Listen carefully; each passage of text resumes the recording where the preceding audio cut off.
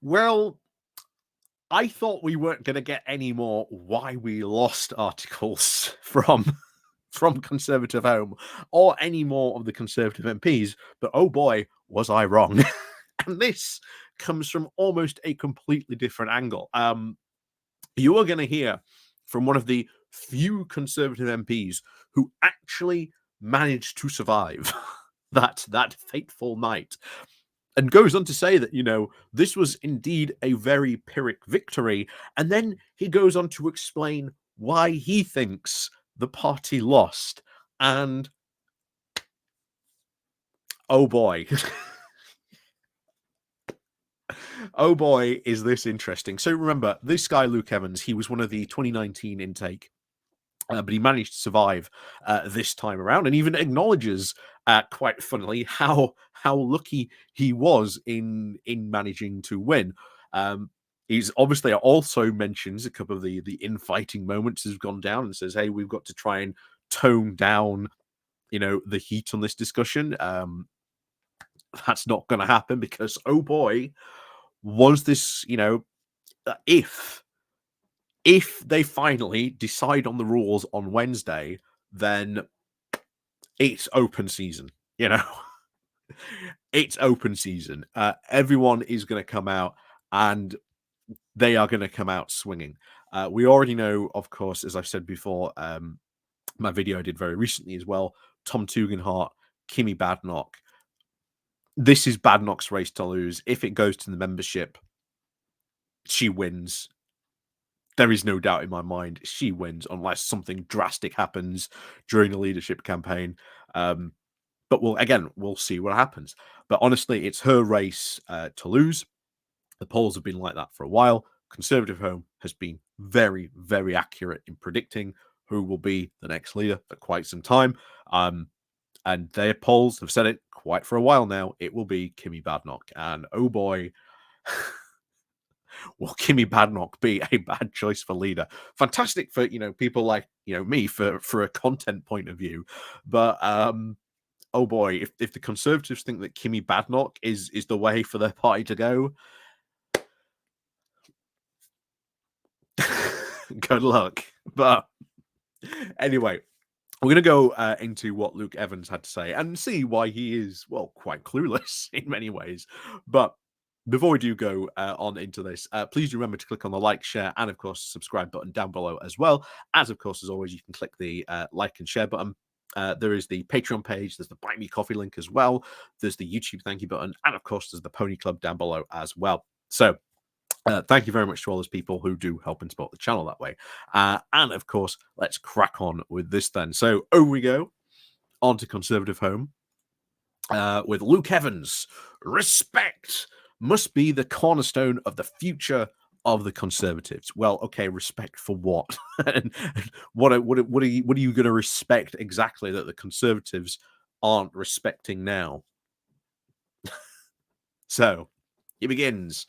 I am one of the lucky ones, one of the 121 Conservative MPs recently elected. Yet I must confess my victory feels rather Pyrrhic. For those unfamiliar with the term, it originates from Pyrrhus of Epirus, whose very costly victory against the Romans led ultimately to his defeat. Could this be the fate of our 121 Conservative MPs and the party as a whole? Only time will tell. Well, gee, that's a very that's a very cheerful outlook and looking of things, but again, does tell you and show you quite accurately, really, where a lot of Conservative MPs still really are. That this is bad. This is as bad as it is ever going to get. This is going to be a nightmare for them. How do they get out of this? So let's see what he's got on to say. So the first week back in Parliament was mixed.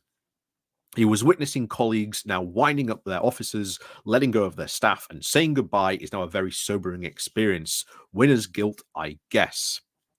To top it off, the sheer scale of Labour's numbers became very evident when we sat down to elect a Speaker of the House, as Labour members filled the entire government benches, now overflowing into the balcony benches and even the non-speaking area opposite the Speaker.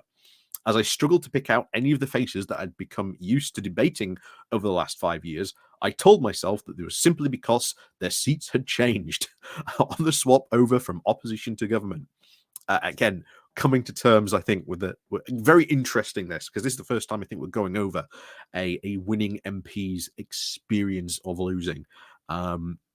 That is very, very evident in this. And you can see this must be a very similar experience a lot of other Conservative MPs are going as well. Especially, remember, this guy has never experienced opposition. In fact, there are very, very few Conservative MPs still around at the moment who have experienced opposition. They're very, very used to being in government.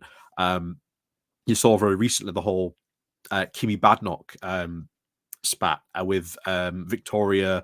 I can't remember now. Victoria thingy as well, where she decided to get back up to the dispatch box and try and speak over. Remember, Kimi Badnoch went as well, but Victoria put a hand on her and said she went up instead. So, you know, they are not liking being in opposition at all. So back to this. But after the general election, there are now more new members of parliament than those who were then re-elected. And of course, the magnitude of that change, particularly for those who are now trying to get on and used to sitting on the opposition benches, is very daunting. So as we face this new reality, we are trying to still understand what went wrong. And this is still the thing. Conservatives can still not agree what went wrong. You know, we've been over all those articles before. We've seen of what went wrong. They're still back here asking that question. What went wrong? How did we lose? Why did we do so badly? Still being unable to really ask the questions that they really need to be asking as a party. And they ain't asking those questions, which is still going to lead them into more and more defeats. So they're going to have quite some time in opposition. So back to this. So should the Conservatives actually shift to the right to address those 4 million people who voted for reform? Or should they consider the 3.5 million votes for the Liberal Democrats and the collapse of the SNP? I am no psychologist, but these questions will be debated for years to come. And that's another big question that they are trying to figure out. Do we focus on the reform voters or do we focus on the Lib Dems? You've got to pick one and you've got to go after one. And they can't ignore both of those sides, because if you go after the reform voters, who's to say that the Lib Dems don't then end up picking up more votes? And if you go after the Lib Dems, who's to say that reform then also don't start, splitting your right-wing vote? Because there has been some consensus, of course, to begin with, that we have seen that, the right-wing vote was split, that lost them a lot of seats. So even reform does acknowledge that as well. But there's still, even though they can admit that, they can't then say, well, okay, what do we do about that? What should we do about that? What should we do? That's what they need to be asking when they already know what went wrong in that area. They have not yet asked, what can we do about that? How do we solve that problem? So we'll see. But back to this. But what is clear is Keir Starmer's rise to power with 9.7 million votes, fewer than Jeremy Corbyn's 10.3, reflects a very broader discontent. Ken, still a lot of coping about, but, Labour only got, so many votes. It's not the vote share, it's the number of seats you win off the back of that. And right-wingers, that's coping. If you are left-wing saying that, well, guess what? Starmer won more seats, and it's not vote share that wins you a general election. It's the number of seats you win. And Starmer's strategy, was a lot better than Jeremy Corbyn's. So I'm sorry, but we've said it before and we'll say it again. Corbyn was a bad leader of the Labour Party. I'm sorry, but you need to put Corbyn to bed, and move on, as I've been saying for a number of years now. But this tallies with my existence on the doorstep, he continues. I was repeated with encounters of voters who felt trapped, undecided, and now looking for the least bad option. It was very saddening. I wanted people to vote positively for something that they believed in and are passionate about. Well, yeah, what about your own party there? They couldn't even bring themselves to vote for your own party. They couldn't believe in you, nor were they passionate about you. But he continues. So often I would hear, "We like what you've done, Luke," followed by either, "But we can't vote for you or your party or above you. So we are voting for you despite the party that you are part of." I also had enough of the latter and not the former. Anecdotally, these sentiments now resonate with a lot of other Conservative MPs in conversations in the tea room. So a lot of them now are saying they did not win, or at least they won on their name. On that they got re-elected because of what they'd done locally, because they had been seen to be a good constituent MP. That is actually interesting. If that could have a lot of implications for certainly future things down the line as well. That could have a lot of implications as well. But what those implications will be, I couldn't say for 100% certain, but it could be very interesting to see what policies they may be. If they take anything from that, what policies do they pursue on that front? So, in the closed circles, of course, in our first week back, discussions about the future of the Conservative Party are rife. Yep. And many are now eager to try and diagnose the problem and administer a quick fix. I would caution against this. As a doctor, we must stabilize the patient before proceeding with further treatment. Not a bad diagnosis, to be honest, of the Conservative Party. You do need to, stabilize yourselves. And that has not happened. That is not happening at all. You are not really conducting a proper post-mortem of your defeat. You're still wandering around almost in a bewilderment of going, what happened? What happened? What's going on? And you can tell that very, very much so. We need to get the basics right. Learn how to be an effective opposition, managing party finances with the loss of the short money, and recovering from a very grueling election. Time is the wisest counselor of all, as the saying goes.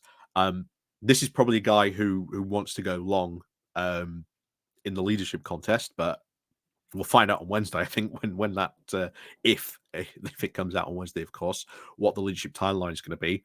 But Rishi Sunak's already saying he wants to be gone sooner rather than later. Chances may be then of an interim leader. Again, Ian Duncan Smith has been thrown out, but he said he doesn't want to be interim leader. But we'll see what happens. But very, very, very, very clear from Rishi Sunak. He wants to be gone from the leadership position. He doesn't want to stick around. And then, of course, oh yeah, I'm totally going to stay on as an MP. Again, I'll believe that if it happens, but I don't believe that will happen. But he continues. So, as uncomfortable as it is, Labour is now setting the agenda.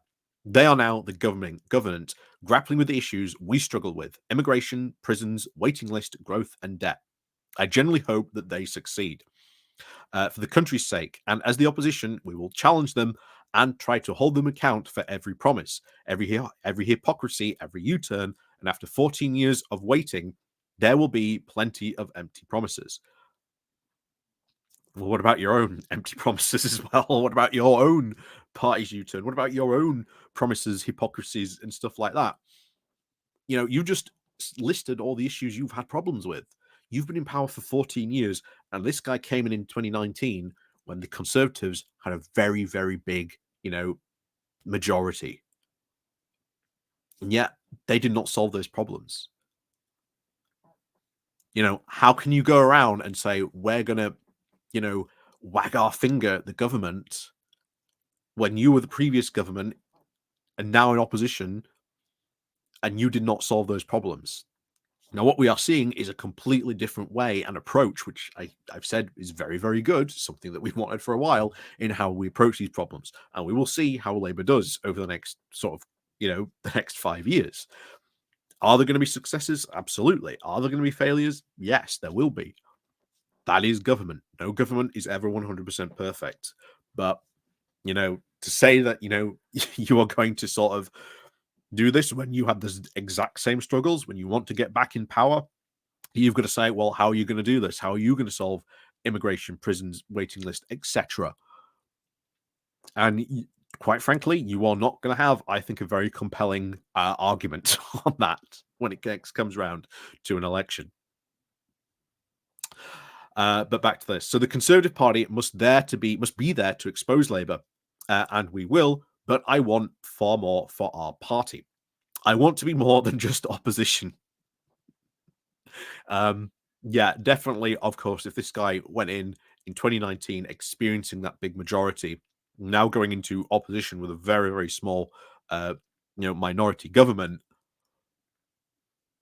big change for him. Big change, and you can see that frustration very, very much coming through in this writing. Very, very much coming so. But onto this. So, I want more than just opposition. My biggest frustration with the election was the lack of positive voting. Voting for something for people to believe in. Well, again, it's up to your party to do that. Voting for a better way. I do not have the answer for what that looks like, and there are far cleverer, more erudite thinkers in the Conservative wings than I can attest to that. Really? Because where were they at the election? Where were they?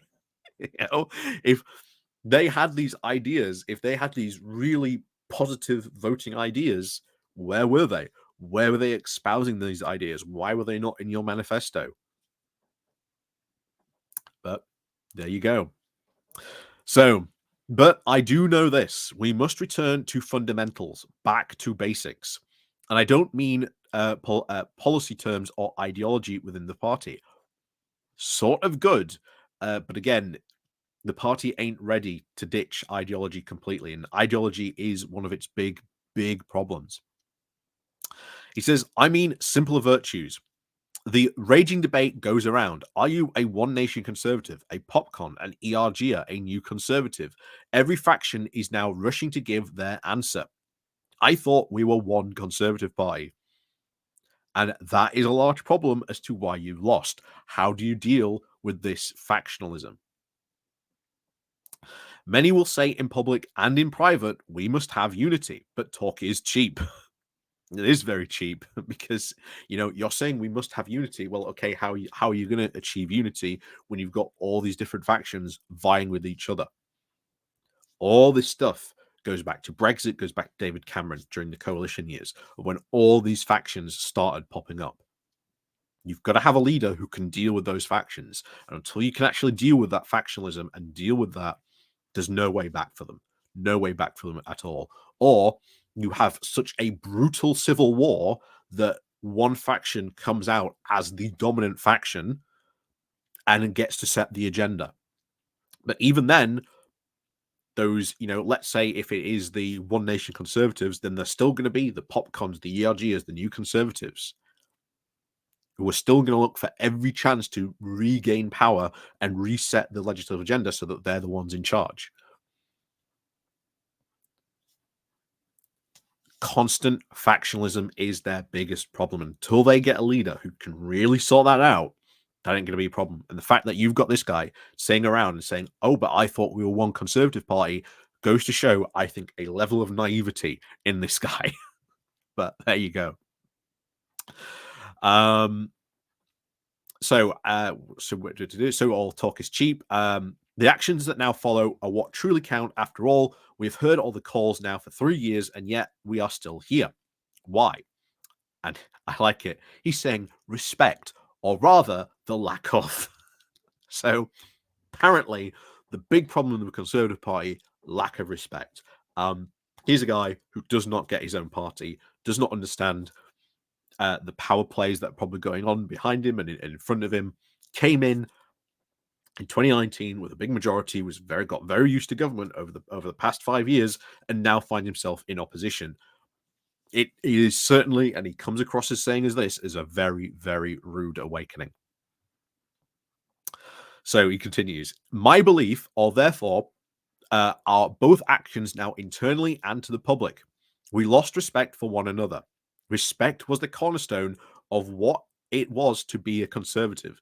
It allowed us to manage a broad church of the ideas, and through that, we earned the electorate's trust. Well, the thing is, you're no longer a broad church. You became a very ideological church. That's the problem. That is the biggest problem. You have become far too an ideological church rather than a broad church. That is very, very much so evident right now from all the stuff that this guy's mentioned as well, running around. Oh, are you a One Nation? Are you a Popcon? Are you an RG? Very, very telling. But this is, I think he is coming across here to me as very, very naive. But without respect, we cannot build trust, and without trust, we cannot build consensus, and without consensus, we cannot create a vision for the future. I agree with him on that. I will agree with you on that. That is something that they do need to do. They need to build consensus on why they lost and how to move forward. Without that, there is no moving forward.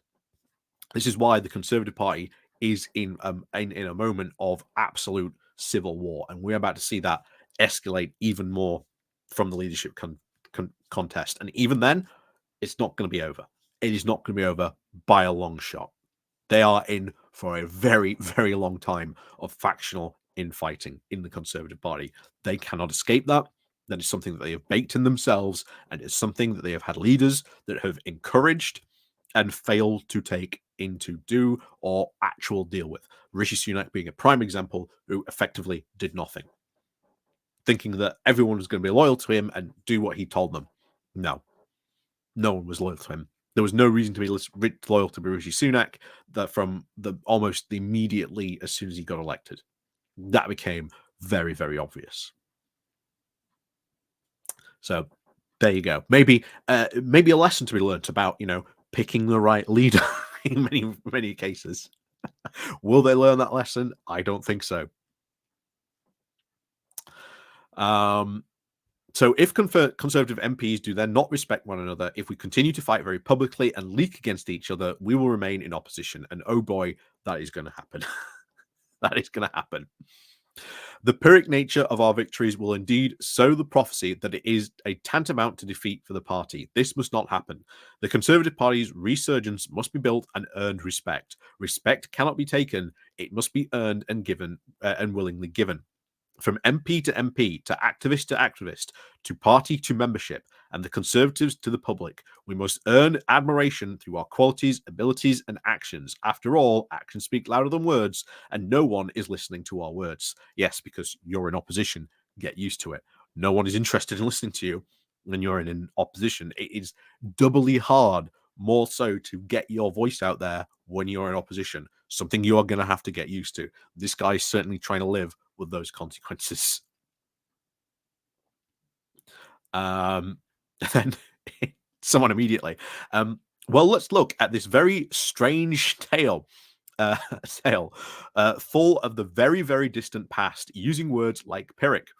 A doctor who doesn't appear to have a very good grasp over fully why over 200 members of parliament are now out of work. Some who were very good MPs. A proper diagnosis is required. People who were sick to the back of their teeth of a Tory government and that wasn't actually Tory. Why? So the wrong medicine was then prescribed. What wrong medication? That the patient is now just as sick, doing nothing different and expecting a cure. All that was offered was more of the same medication, and that never works.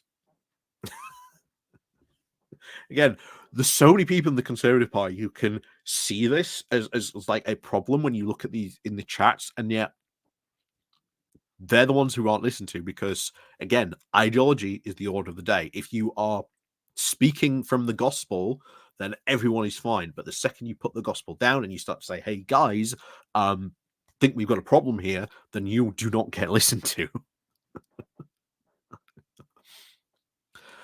I love this. Someone saying, broadly, Luke, there are two types of the party, the left and the right. Try to explain to him on so much of this stuff. Yeah, someone else here. To my fellow Conservatives who are allowing emotions to rule, let's look at the facts. 1 in 6 of our voters will be dead before the next election. That's a 4% swing to Labour before we've even started. That is a huge drag. Let us not make it worse.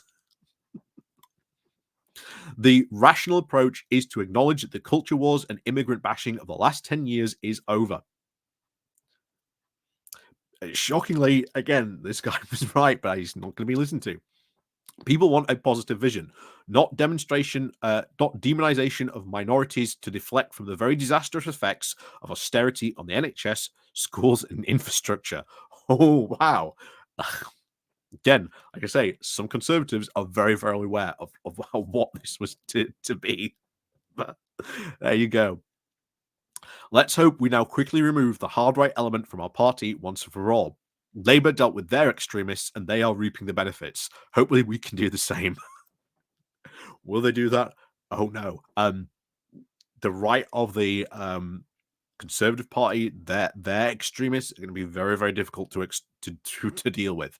They are going to have to use the term bunker busters to seriously remove them, because it's not just MPs that they have to deal with; it's also party membership as well. That is going to be extremely difficult to deal with as well.